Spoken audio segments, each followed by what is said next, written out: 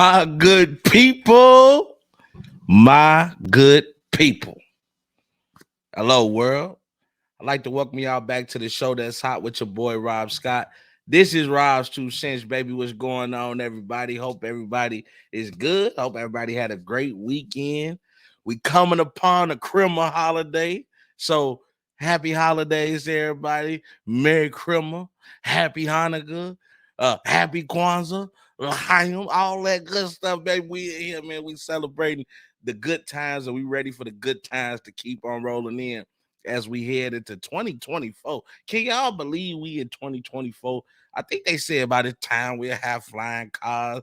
I haven't seen any cars that's flying yet, but we got Teslas out there that's self-driving on the road. I don't know how safe that is, but it's happening. It's happening. It's a whole new world, baby. It's a whole new world. But one thing that ain't changing is sports, baby, and the love that we all have for sports. That's what bring you here. That's what keep us all going. We saw some great games this weekend, even though college football, we got to wait for this weekend for the bowl games.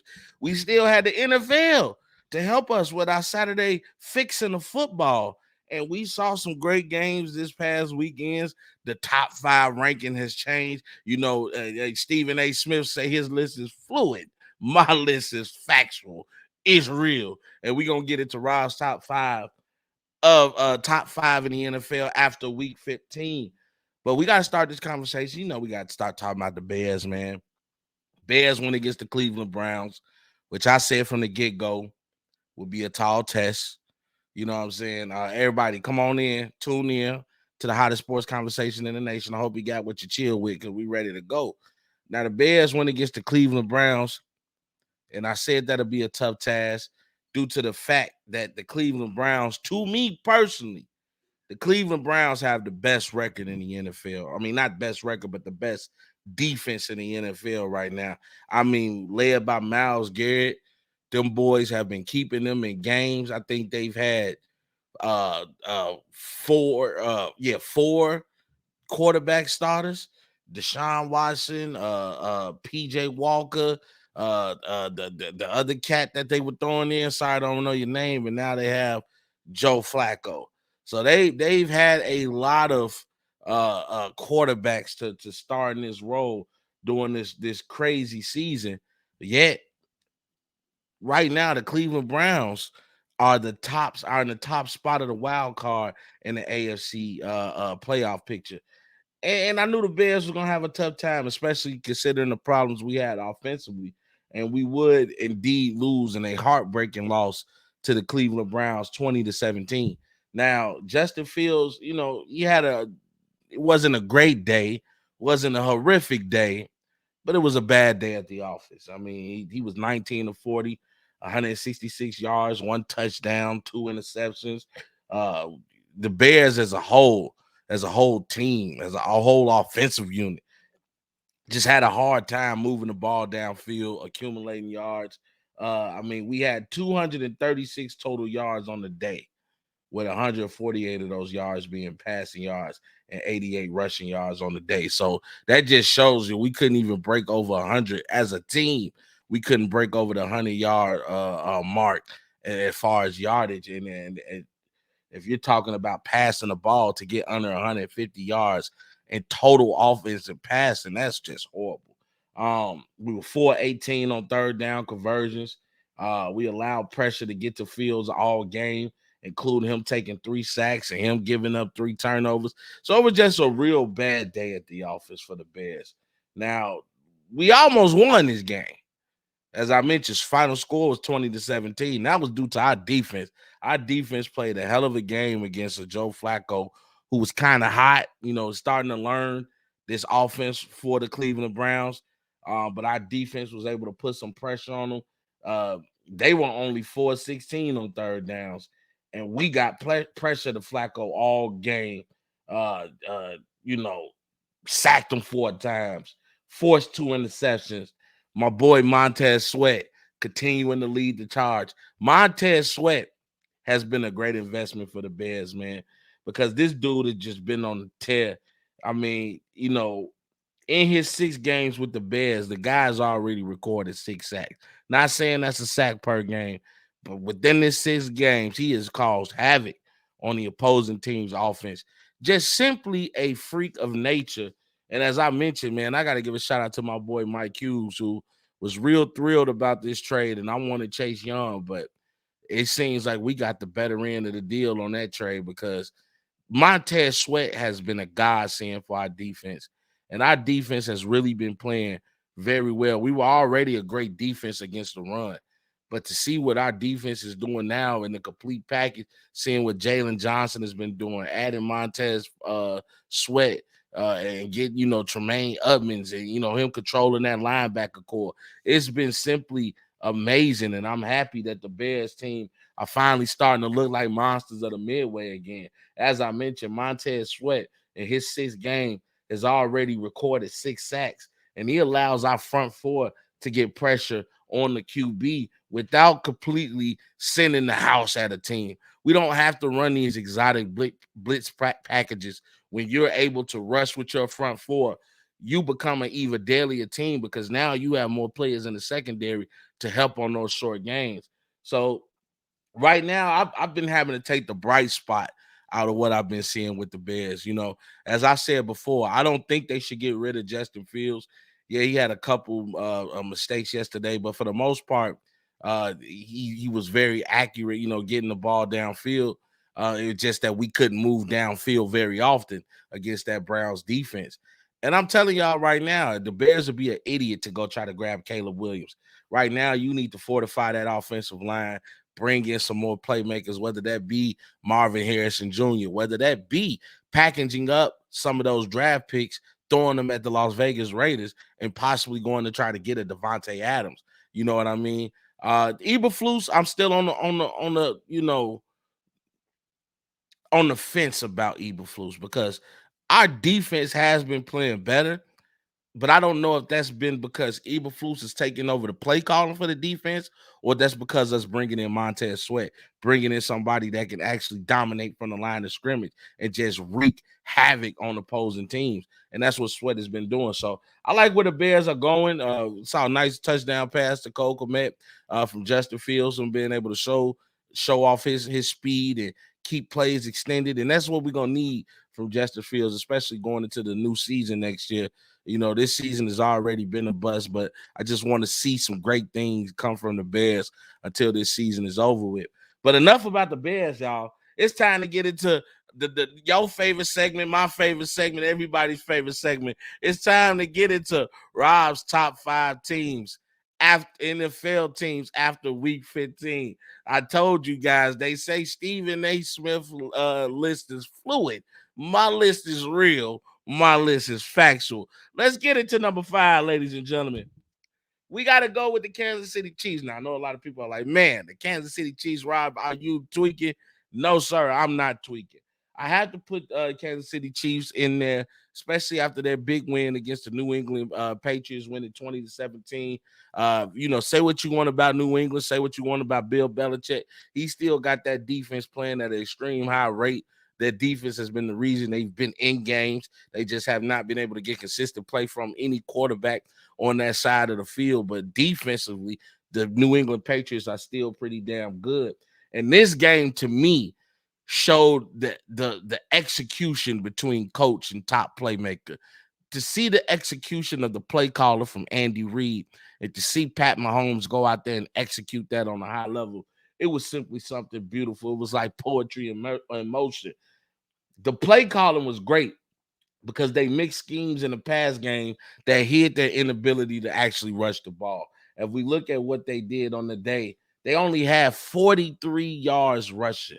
I'm not talking about one running back. I'm talking about as a total team. The Kansas City Chiefs were only able to rush the ball for 43 yards. However, with those schemes that they were going, they were still able to get a high offensive output from their offense. Now, Pat Mahomes had 2 interceptions on the day, with one of those interceptions really not being his fault. The defender went and snatched the ball right out of the receiver's hand, was able to take it to the house. It wasn't his fault, but an interception still occurred. But Mahomes still made it through the tough day with tough passes by being pressured by a pretty good New England defense. He was able to throw for over 300 yards, throw for 2 touchdowns. Jared McKinney breaking out his playmaker hat, threw for a touchdown, and then caught a touchdown as well. I mean, they were out there playing tremendous football. The defense finally woke up too and held New England to only 7 points in the second half, which I don't know if you can take that as a moral victory. As I mentioned, New England's bread and butter has not been their offense, it's been their defense. However, to see your defense start to get back on track if you're the Kansas City Chiefs has to be a great sign.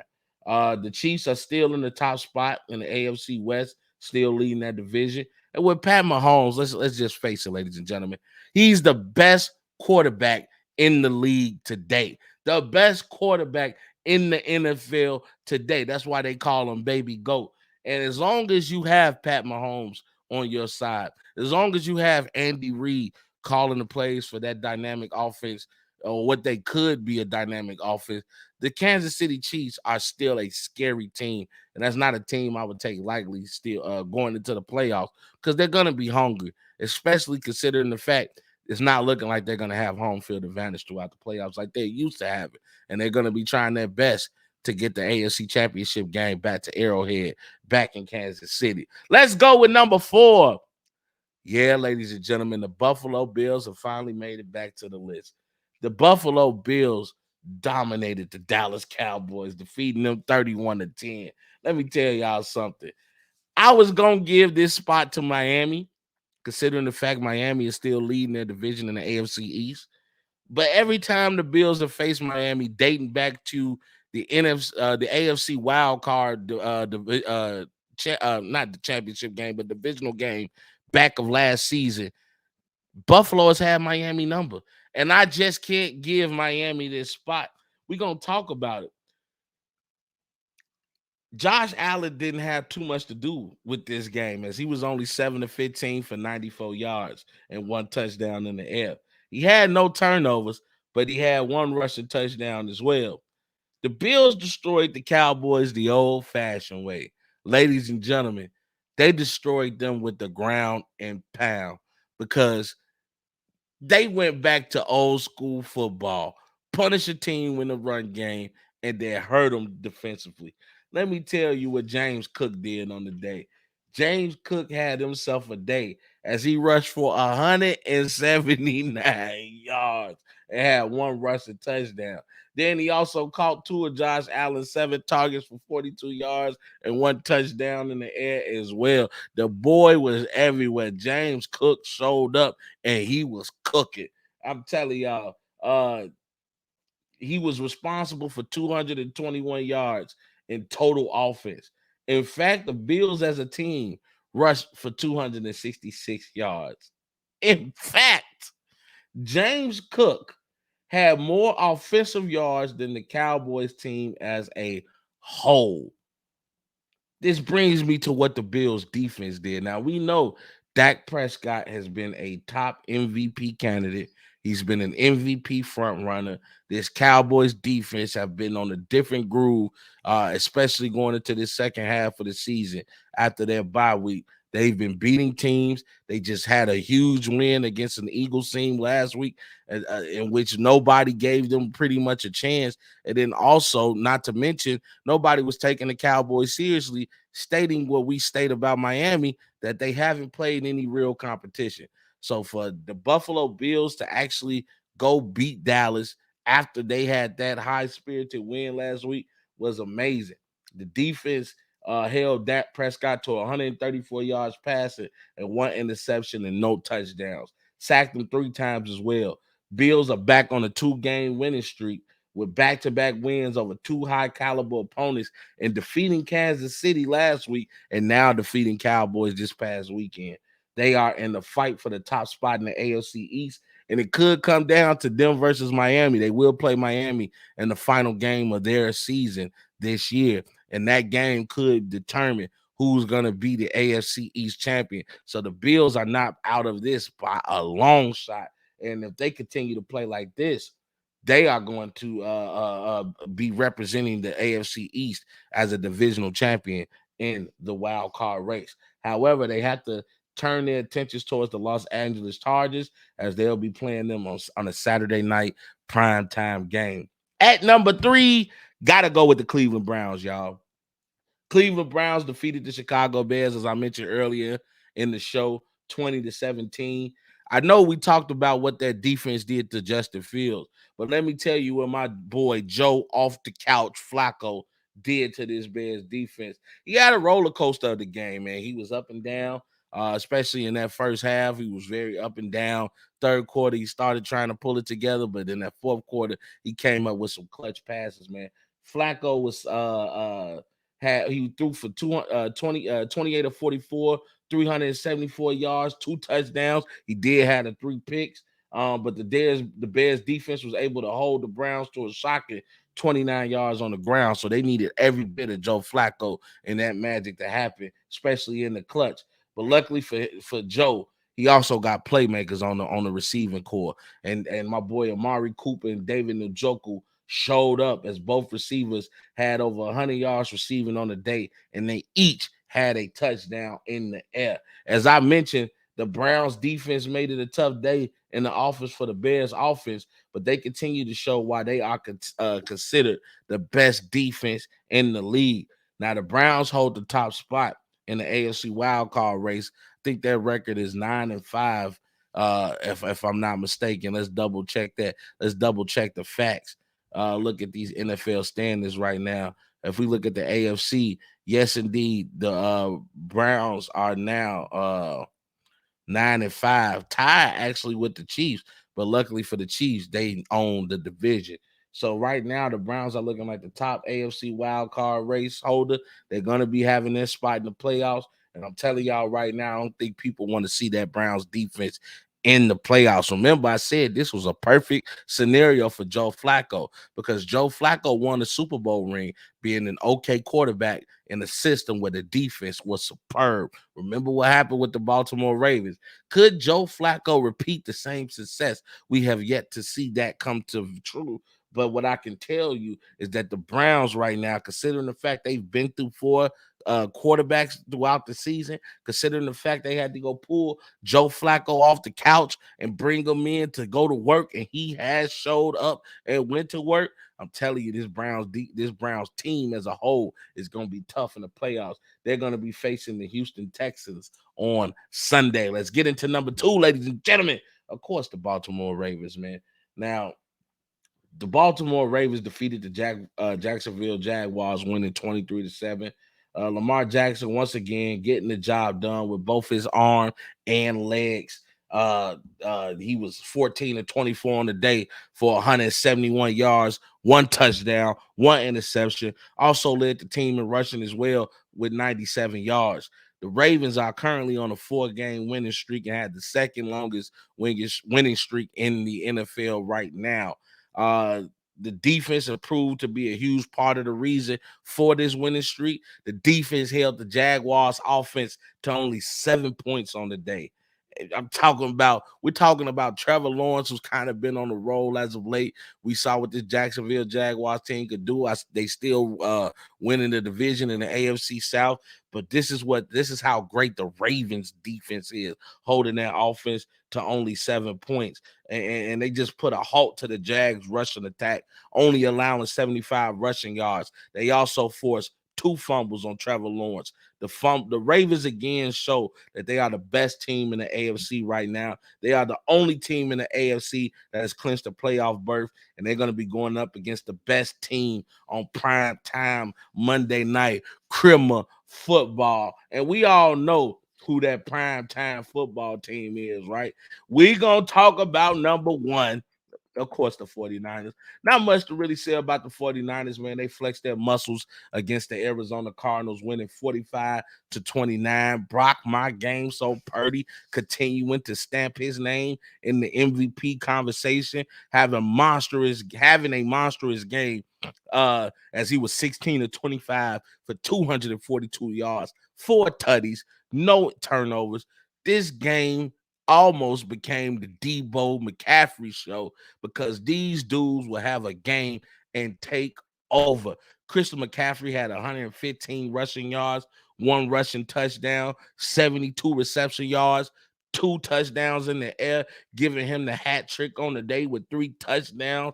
That Debo would go into Debo mode because he would add 59 yards of combined offense of running and catching the ball, along with 2 touchdowns as well. And then that defense fought the pressure all day as they got 3 sacks and 2 turnovers. This team not only clinched the playoff berth, but they are also the only team in the league to win their division so far. The 49ers are on a 6-game winning streak, which is the longest winning streak in the NFL right now. And they're looking like they're going to be a real problem in the postseason. I can't wait to see them face the Baltimore Ravens on Monday night. Prime time, criminal football is going up. And those are my teams, ladies and gentlemen.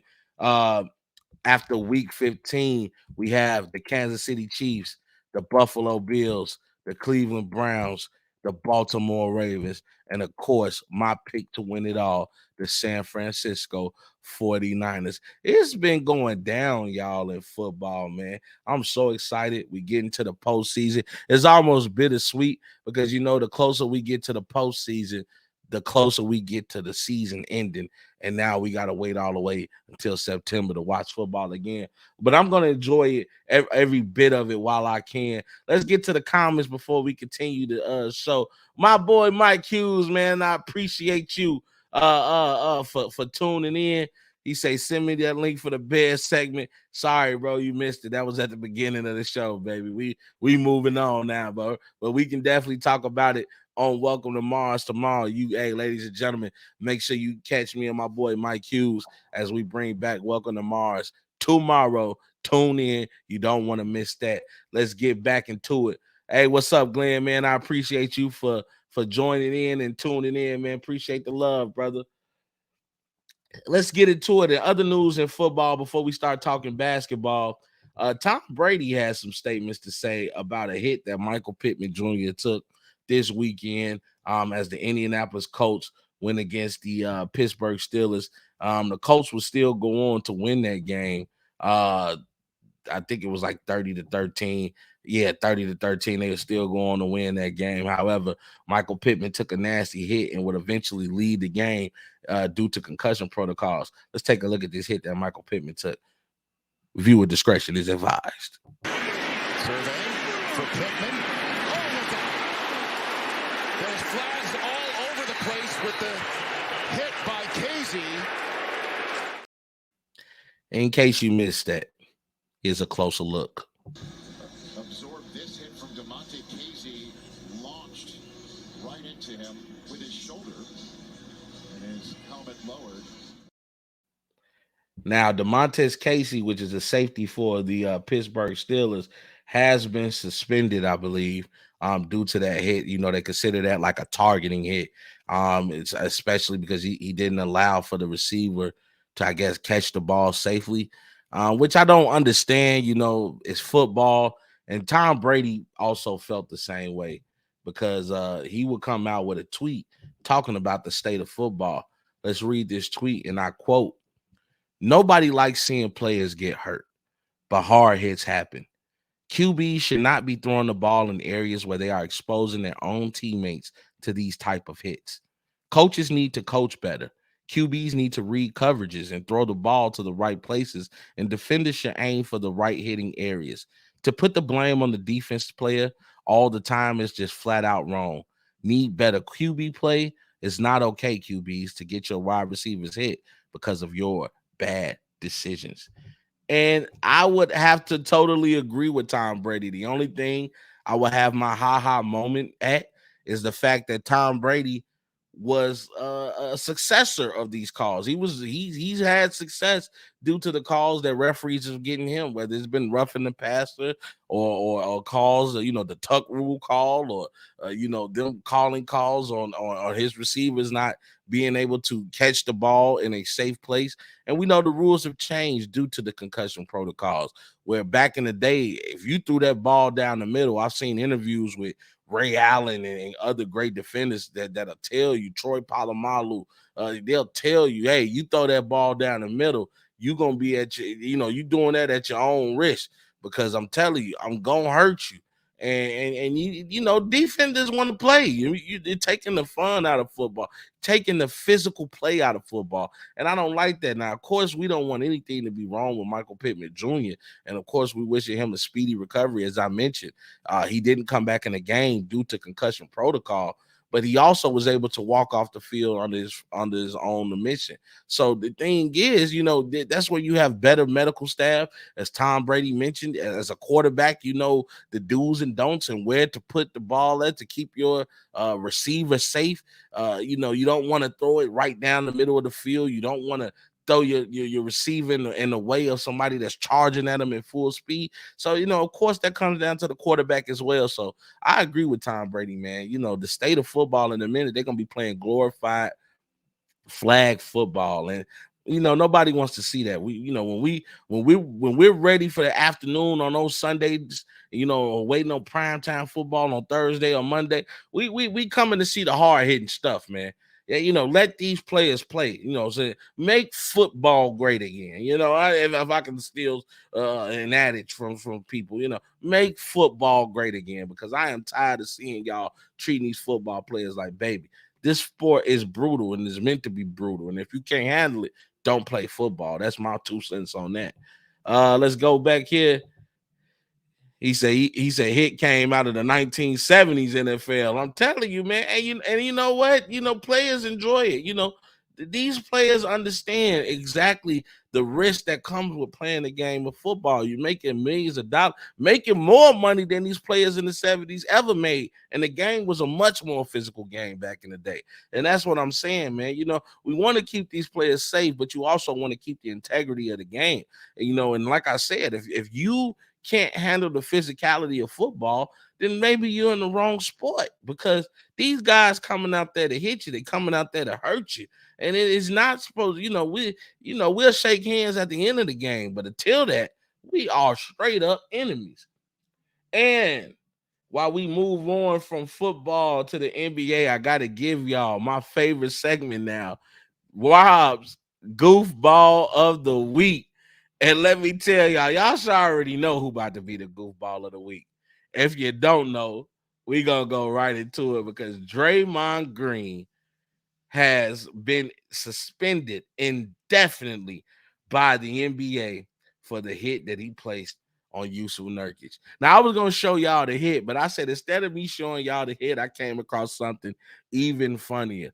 There's a compilation going around right now about every incident that Draymond has been into, and we're going to sit back, relax, and enjoy it together on Robs2Cents. Let's take a look, y'all. Draymond Green, Goofball of the Week. To Barnes. Green and James jawing at each other while play continues. LeBron James incensed. Remember, Draymond Green is one flagrant foul and 2 technicals away from being suspended.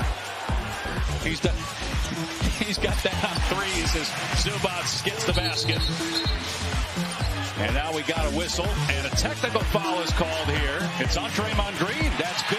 That's number 16, which means he's suspended for the next game.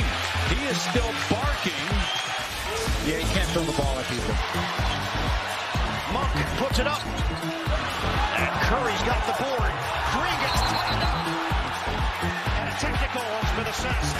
So that's it for Draymond Green. He's done.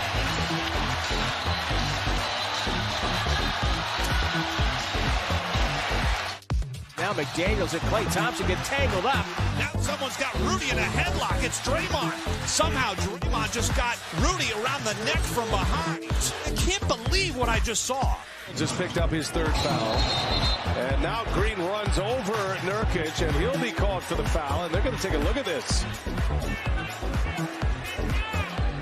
Oh, man. I think this may be the last of Draymond Green. We'll see. Draymond, what you on, bro? I'm serious, bro. I get it. Look, I come from the hood. We play hard in the hood. Pause. We play tough in the hood. Sometimes we can play a little dirty in the hood. But even in the hood, ain't nobody gonna step on your chest because they know what's about to come to that. Either they gonna get up and swing on you, or they finna go look in their bag at the bench. This is what I'm saying, bro. Like, you got the money that you asked for. You made the bag. They chose you over Jordan Poole. They got rid of Poole thinking that he was the problem. They didn't even show that incident on this compilation. How you UFC Jordan Poole, like, just took the man completely out. And then they chose you over to add salt to the wound. Then you get your bag, you get paid over the summer. You've been all, in the celebratory stage, hugging Rich Paul and thanking him for getting you the money that you felt you deserved. And then you come out and give the Warriors this. You come out here and completely put your team in danger of missing the play-in because you want to throw a temper tantrum, you want to choke people. Excuse me, you want to stomp on people, you want to swing at people on the court. Draymond, I know you better than that, bro. Like, I get it, you got to play the intimidation role, and I understand that you are the enforcer for your team. But Draymond, there's a better way to go about winning the game without stomping on people's chests. There's a better way to go about winning the game without hitting people in their area, in the groin area. There's a better way to go about winning the game without actually jawing a person on the court, because if Nurkic would have got up and jawed you back, then he would have been in the wrong. Draymond, you got to get it together, bro. I'm not going to say you need help and all this counseling stuff that they've been saying. I don't know what's going on in your mind, but you need to mature up. You need to realize that you are a brand. Draymond Green is a brand. You're setting yourself up to do things after the NBA, which is why you have your podcast, which is why you were making these appearances on Inside the NBA. You have to think about your brand, bro. That's why Draymond Green, you are Rob's goofball of the week. And I hope you get it together, bro. I really do, man, because you've been one of my favorite players. I even joke and say when I'm playing basketball with people, I'm Draymond Green out there. I'm gonna set the screens. I'm gonna make the right play. Now I shoot better than you, but you know what I'm saying. But I make the right plays, and I'm gonna get everybody in position, and I'm gonna control things on the court because I'm not as athletically gifted or blessed as some people. So I use all of my tools to my advantage. So I respect somebody like you who does have some athleticism, but you're not as good as the Steph Currys, the Klay Thompsons, the Andrew Wiggins that's on your team. But you control the game in a completely different way, and I respect that. You need to get back to that, Draymond. You got to get away from this enforcer thing, man. And if you're gonna be an enforcer, do it the right way. But stomping on people's chests, hitting people in the nuts, slapping people out there, choking people up, that ain't the way to get your way, bro. That ain't the way to do it. Let's get to the comments, man. Yeah, I know it's funny. He got a whole compilation out here.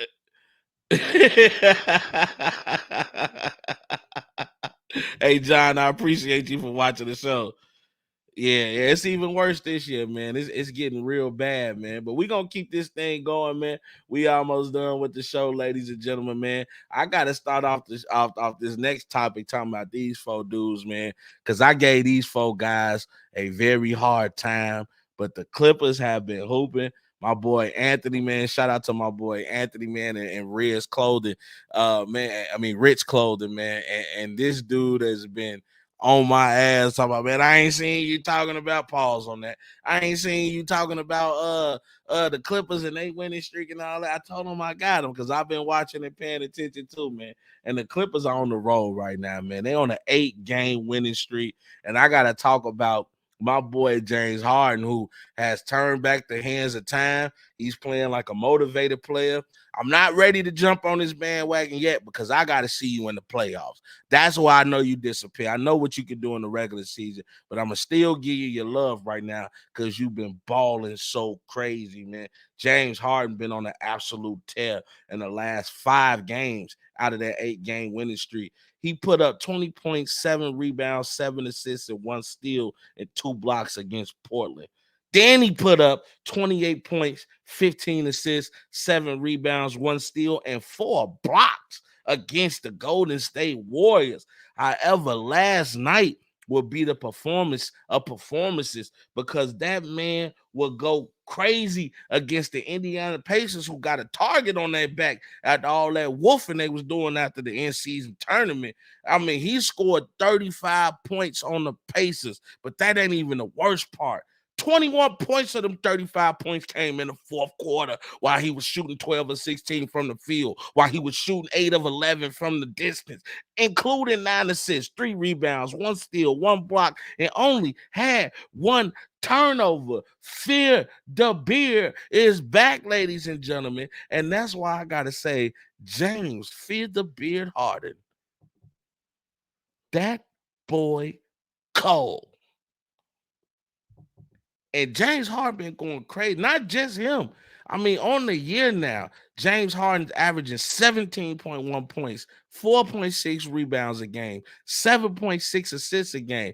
Paul George coming in, giving them that help from distance, but also shooting 22 point, scoring 22.9 points a game, 5.7 rebounds a game, 4.2 assists. My boy Russell Westbrook, who should get Leader of the Year. If they ever had such an award, Russell Westbrook deserves Leader of the Year, because the fact that he went to Coach Tyronn Lue and said, you know what, it ain't working, I'll come off the bench. I've played in this 6-man role with the Lakers. I don't mind coming off the bench for the Clippers. You guys wanted me here. You treated me so well. So I'm going to return the favor and do everything in my power to give us every opportunity to win. And Russell Westbrook has been doing this thing, coming off the bench, averaging 11.2 points a game, 6.2 rebounds a game, and 4.7 assists. And Kawhi Leonard, who ain't been low managing this year, pause,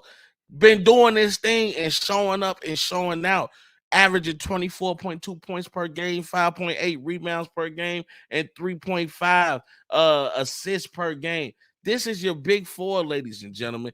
They've been going crazy on the league, man. As I mentioned, 8-game winning streak after they lost like their first 6 games, and everybody thought this was a failed experiment.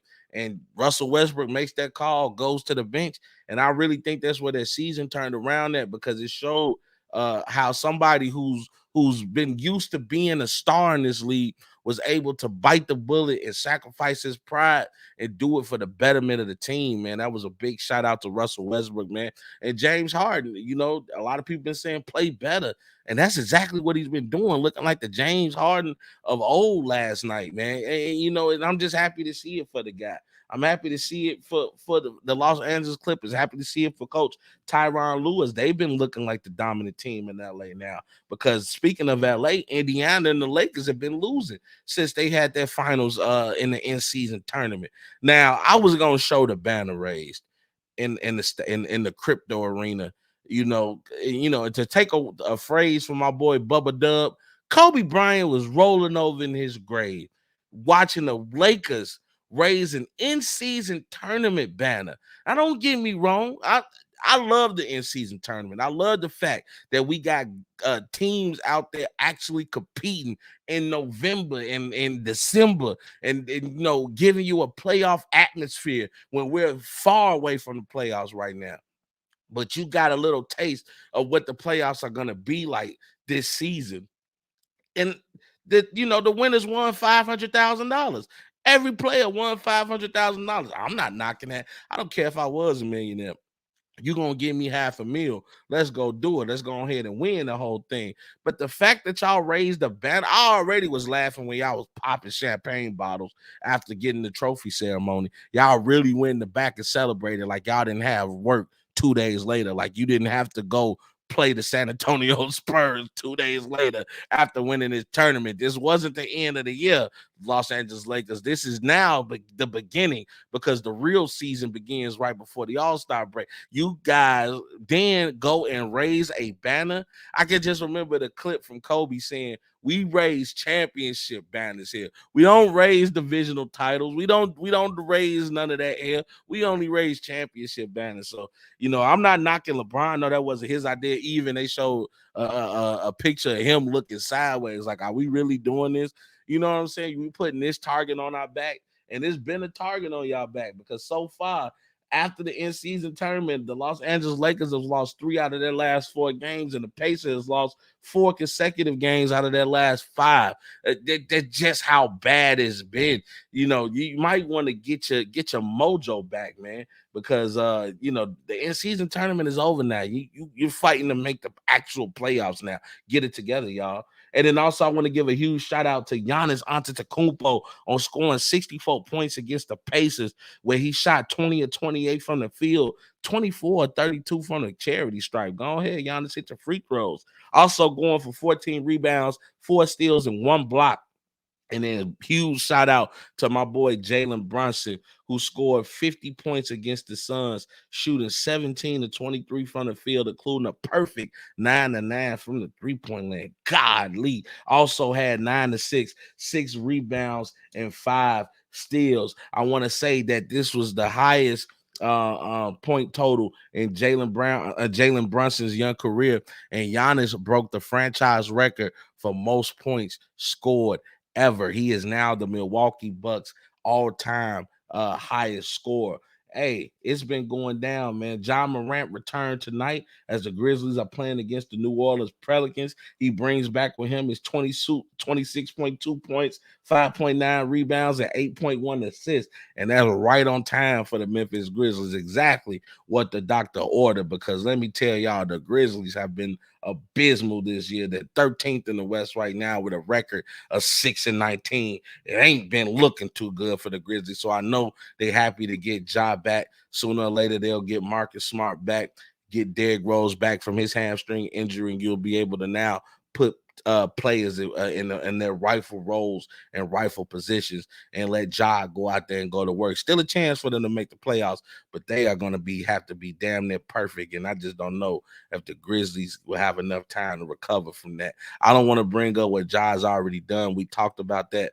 I'm just hoping Ja Morant does better for the future. I know he will. He's gonna get those endorsements again. All you got to do is be a top-notch citizen and continue to win, and all that will get swept under the rug. But our best thoughts are with you. And before I end the show, let me go here. Hey,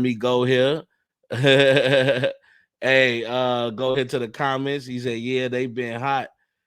He said James Johnson's more of a enforcer, but he getting old. Yes, he is. He said the Clippers have been hot. James Harden cooked your guys last night. Yes, he did. 4 threes in a row, including the 4-point play. Hey, that boy James Harden was going crazy. Hey, yes, sir. I had to give him some love. And Mike Hughes said, who would they be in April? I just said that, Mike. We don't know how the Clippers are going to be looking when it comes to playoff time. Only thing I could do is give them love now, because if I'm going to criticize you when you're doing bad, I got to show you love once you elevate your play, man. If you knew better, you do better. And clearly the Clippers are doing better. In other news, before we get up out of here today, man, Devin Haney and Gervonta Tank Davis have been having verbal altercations on Twitter, X, now known as X. I mean, now that Devin Haney has moved up to the 140-pound weight division, he's calling out Tank. He said he ready, and I quote, let's look at this tweet of these battle of internet tweeting, the internet beefing. Let's look at this battle. Gervonta Tank Davis, he says, hold on, let me remove this comment out the way, y'all, my bad. Gervonta Tank Davis says, I promise you, your father gonna cry for what I'm gonna do to you. That's on my dead homie. He said, your best bet is to enjoy it while you can, because the Devin Haney comes out and say, Tank is a, you know what I'm saying, of a JJ word. He said he's scared to death of me. He always say he want to fight when I have a fight lined up already. Well, now I'm free. Let's make it happen. Hey, let me tell you guys something right now. If these dudes decide to go out there and fight, you want to talk about a mega fight, I think that'll be a great mega fight. We saw the numbers that Gervonta and Ryan Garcia pulled in in that super fight. And then, Devin Haney beating Lomachenko and then going up in weight class, after relinquishing the undisputed title at 135 and going to beat Regis Prograis at 140 pounds with a flawless victory, unanimous decision. That's the fight that people want to see. We saw Terrence Crawford and Errol Spence. We've seen Tank Davis and Ryan Garcia. We saw Ngannou and Tyson Fury, and we're probably going to see Tyson Fury versus Alexander Usyk to unify the heavyweight title. So boxing right now is getting exciting, man. I like to see, give the fans the fights that they want to see, man. I'm excited to see it. I'm glad that Haney and Tank are looking like they not ducking no smoke with each other, and it's gonna be a beautiful thing to watch, y'all, man. Stay tuned. I'll keep you guys in on what's happening in the boxing world. And we come to my end of my show where I always like to give you a video of the week. And the theme of James Harden doing so well, I had to show his 4-point play last night as the video of the week, because not only did it look good to see that he was having fun, you could see Westbrook and the other Clippers on the bench cheering for him, Paul George, Kawhi cheering for James Harden as he was putting in that work on the Pacers. Let's take a look. Clippers 6 minutes and 10 seconds away from their 8th straight win. No way. Oh, my goodness! He has entered the scoring vortex! Well, he saw them coming to double team him, so he stopped short, gets hit, and is feeling it.